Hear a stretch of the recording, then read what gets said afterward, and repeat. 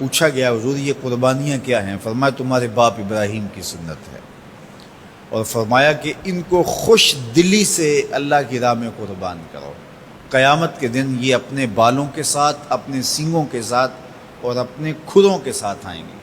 اور یہ بھی ارشاد فرمایا کہ کل پل صراط پر یہ سواریاں بن کے تمہیں پل صراط سے پار لگائیں گے۔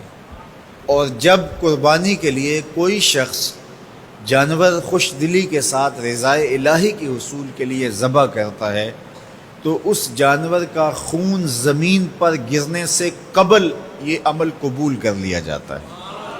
اور یہ بات بھی ذہن میں رکھیے گا کہ ایام نہر یہ 3 دن جو خون بہانے کے ہیں، 10، 11 اور 12 تاریخ، ان ایام میں آپ جو بھی عمل کریں، نماز پڑھیں اور دیگر صالح اعمال کریں، بہت قابل قبول ہیں اور اللہ ان کو قدر کی نگاہ سے دیکھتا ہے۔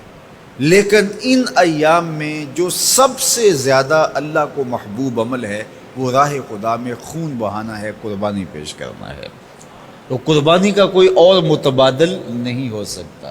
کچھ لوگ یہ فلسفہ ان دنوں کے اندر بیان کرتے ہیں کہ 20-50 ہزار کی قربانی کرنے کی بجائے اتنے اگر کسی غریب کو دے دیے جائیں تو اس کے 2-3 مہینے خیریت سے گزر جاتے ہیں اور وہ گھر کے اندر جو ہے وہ ضرورت کی چیزیں ڈال لے، تو گوشت تو 2-4 دن کے اندر کھایا پیا جاتا ہے، ختم ہو جاتا ہے۔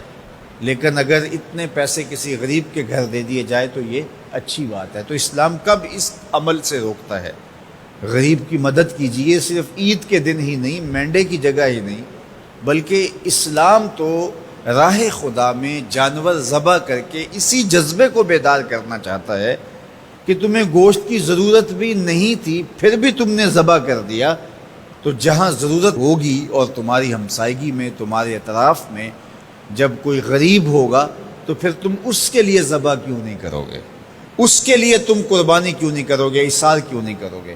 یہاں تو پھر بھی ہم گوشت خود کھا لیتے ہیں یا غرباء میں بانٹ دیتے ہیں، لیکن منا کی وادی میں جہاں لاکھوں قربانیاں پیش کی جاتی ہیں وہاں تو جانور کاٹ کے اس کو ذبح کر کے بس چھوڑ دیا، اس کے گوشت سے غرض ہی نہیں ہوتی۔ زیادہ تر حجاج ایسے ہوتے ہیں جن کو یہ بتا دیا جاتا ہے کہ تمہاری قربانی کر دی گئی ہے، اور وہ فون کال کے انتظار میں یا حکومت وقت کی جانب سے دیے گئے وقت کے بعد حلق کروا دیتے ہیں۔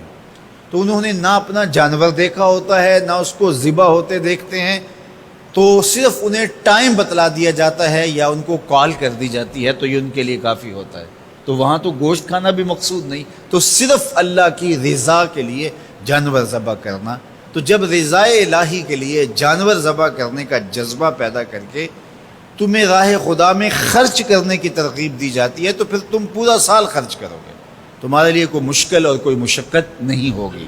لیکن اگر تم جو ہے وہ اس جذبہ خیر سے نور حاصل نہیں کرو گے تو پھر تمہیں یہ دولت نصیب نہیں ہوگی۔ تو سب سے افضل عمل ان 3 ایام کے اندر جو بتایا گیا وہ یہی ہے کہ راہ خدا کے اندر خون بہانا ہے۔